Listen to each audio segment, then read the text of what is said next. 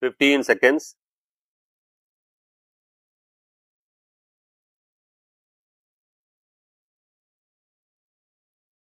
Five seconds. Start. Sir, I have great pleasure in addressing this conference of the managing directors of the industries and the leaders of labor unions in this country. I have no doubt that those who are managing the various industries are not only interested in making profits but also in the welfare of those working in their units and the general public who are the consumers. Similarly, the leaders of labor unions are not only interested in the welfare of workers whom they represent but also in the proper working of the companies for the benefit of the people. I would like to share with you some of my views both in my capacity as a citizen of this great country and also as a minister of the government. In whatever capacity we may be working, it is natural that we work mainly for our personal welfare in the sense that we want to make our children happy. But there can be no doubt that we are basically interested in the progress of the nation and the welfare of the people, because as responsible citizens, we realize that only when the nation progresses, we can progress. We realize that only when the economic situation of the country is sound, people can be happy. Therefore, it is necessary for us to keep this in mind. We should also remind our people in all walks of life of this aspect on every occasion. I would appeal to those connected with industries to see that there is no lockout in the factories. I would also appeal to the leaders of labor unions to see that there is no strike in any unit with which they are connected.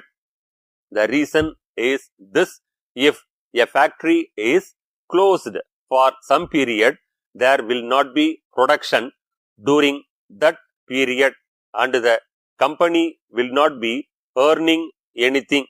This will result in the public not getting their essential requirements. The management will be incurring losses and the workers and staff will lose their wages. Ultimately, the economy of the country will be affected to that extent.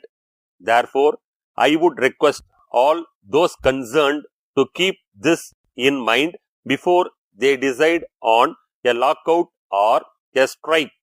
I do realize that there may be grievances on the part of workers in the matter of wages, bonus, working conditions and other things. I will not say that all the demands of the workers are unreasonable. Most of them may be reasonable, but the workers should also take into consideration the capacity of the company to meet their demands, however reasonable they may be. They have to realize that the company has to incur expenditure by way of maintenance of the machines, marketing the products and paying the taxes due to the government in addition to paying the wages of workers. If the management is reasonable in meeting at least some of their demands, the labor must accept whatever the management is willing to do consistent with the proper running of the unit and wait for better times when they can press their other demands. I would also appeal to the management to see that the demands of the workers are met so that they can work with certain amount of contentment.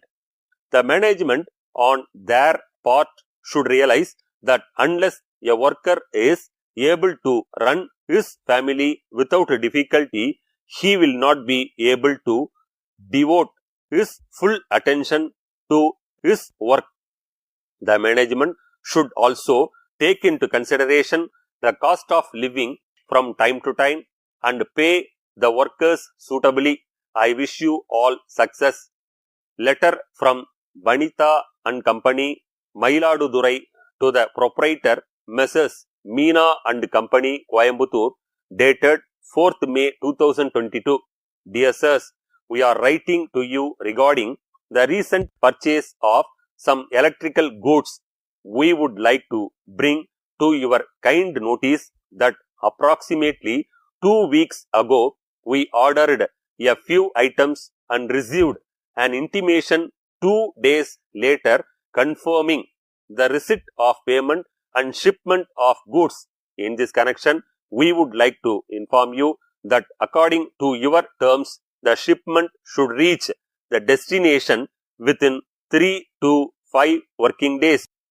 But we regret to inform you that we are yet to receive the goods.